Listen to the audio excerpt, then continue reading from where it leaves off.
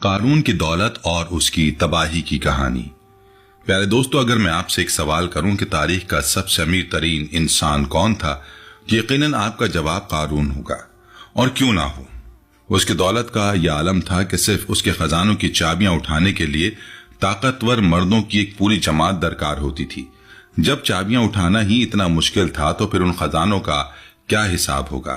کیا آپ جانتے ہیں کہ قارون اصل میں کون تھا؟ اس نے یہ لامحدود دولت کہاں سے اور کیسے حاصل کی؟ اس کے پاس کون سا ایسا علم تھا جس نے اسے دنیا کا امیر ترین شخص بنا دیا؟ اور سب سے اہم سوال یہ کہ اس کی موت کے بعد یہ سارا خزانہ کہاں چلا گیا؟ کیا آج تک کسی کو اس خزانے کا کوئی سراغ مل سکا ہے؟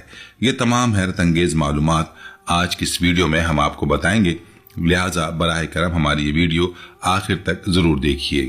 سب سے پہلے یہ جان لیتے ہیں کہ قارون کون تھا۔ قارون بنی اسرائیل سے تعلق رکھتا تھا اور خاص طور پر حضرت موسیٰ علیہ السلام کی قوم میں سے تھا۔ اللہ تعالیٰ کا ارشاد ہے کہ بے شک قارون موسیٰ علیہ السلام کی قوم میں سے تو تھا، پھر اس نے سرکشی کی۔ قرآنی حوالہ سورہ قصص آیت نمبر 77 میں یہ بھی کہا جاتا ہے کہ وہ حضرت موسیٰ علیہ السلام کا چچا زاد بھائی تھا اور دونوں کا نسب ماں اور باپ دونوں کی طرف سے ملتا تھا۔ اس کا نسب یوں ہے کہ قارون بن یسہر بن قاہس بن لاوی بن یعقوب، جبکہ حضرت موسیٰ کا نسب ہے موسیٰ بن عمران بن قاہس۔ اسی طرح دونوں کا نسب قاہس بن لاوی پر جا کر ملتا ہے۔ کچھ علماء کے مطابق قارون اپنی زندگی کے ابتدائی حصے میں حضرت موسیٰ علیہ السلام کا پیروکار تھا اور بہت زیادہ عبادت گزار تھا، یہاں تک کہ بعض روایات کے مطابق اس نے بنی اسرائیل میں سے کسی اور کے مقابلے میں عبادت کا ایسا مقام حاصل کر لیا تھا جو کسی اور کو نصیب نہیں ہوا۔ یہ بھی کہا گیا کہ وہ 40 سال تک ایک پہاڑ پر اللہ کی عبادت کے لیے گوشہ نشین رہا۔ اسے اس کے علم اور تورات کی خوبصورت تلاوت کی وجہ سے المنور یعنی نور والا کہا جاتا تھا، اگرچہ بعض علماء نے ان روایات کو مسترد کیا ہے اور ان کی تصدیق کے لیے کوئی صحیح دلیل نہیں ملتی۔ پیارے دوستو، ایک دلچسپ روایت یہ بھی ہے کہ ابلیس نے قارون کو بہکانے کی کوشش کی لیکن وہ کامیاب نہ ہو سکا۔ پھر ابلیس خود ایک شخص کی صورت میں اس کے پاس آیا اور اس کے ساتھ عبادت کرنے لگا۔ ابلیس نے عبادت میں اس سے بڑھ کر مقام حاصل کر لیا، جس سے قارون کو ابلیس کے سامنے بہت زیادہ کمتری محسوس ہونے لگی۔ تب ابلیس نے آہستہ آہستہ قارون کو اپنی طرف مائل کرنا شروع کر دیا۔ اس نے قارون سے کہا کہ ہم لوگوں کے ساتھ نہ تو جماعت کی نماز پڑھتے ہیں اور نہ ہی کسی جنازے میں شامل ہوتے ہیں۔ میری رائے ہے کہ ہمیں بھی ان کے ساتھ شریک ہونا چاہیے، کیونکہ یہ بھی ایک عبادت ہے۔ قارون نے اس کی بات مان لی۔ جب قارون نے ایسا کیا اور بنی اسرائیل کو اس کی عبادت کا علم ہوا تو وہ اس کی عبادت کے ایام میں اس کے لیے کھانا لانے لگے۔ اس پر ابلیس نے قارون سے کہا کہ ہم لوگوں پر بوجھ بن گئے ہیں، میری رائے ہے کہ ہم ایک دن کمائی کریں اور باقی ہفتہ عبادت کریں۔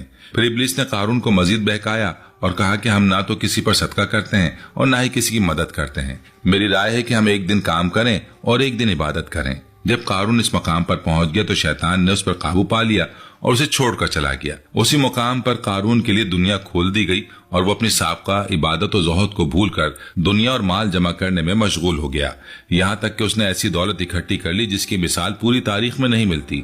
اب بات کرتے ہیں قارون نے یہ دولت کیسے حاصل کی۔ پیارے دوستو، حقیقت یہ ہے کہ محققین اس طریقے کی تصدیق نہیں کر سکے کہ قارون نے اپنی دولت کیسے جمع کی، تاہم اس بارے میں کئی روایات مشہور ہیں۔ پہلی روایت کے مطابق وہ تجارت کا کام کرتا تھا جس میں وہ بہت ذہین اور ماہر تھا، اس کے ذریعے اس نے یہ بے پناہ دولت اکٹھی کی۔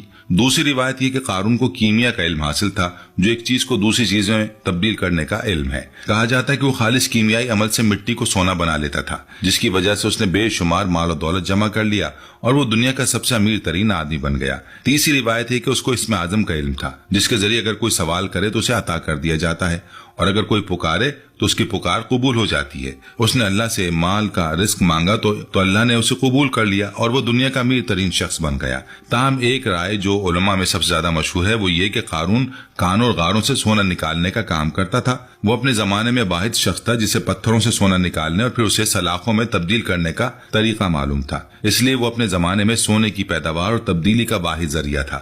کہا جاتا ہے کہ فرعونوں کے پاس موجود سونے کی سب سے بڑی وجہ قارون تھا۔ اسی طرح قارون بہت ہی کم عرصے میں اپنے زمانے کا امیر ترین شخص بن گیا۔ فرعون اسے اپنے دربار میں اپنی قوم کے دوسرے لوگوں کے مقابلے میں اس کی بے پناہ دولت کی وجہ سے زیادہ اہمیت دیتا تھا۔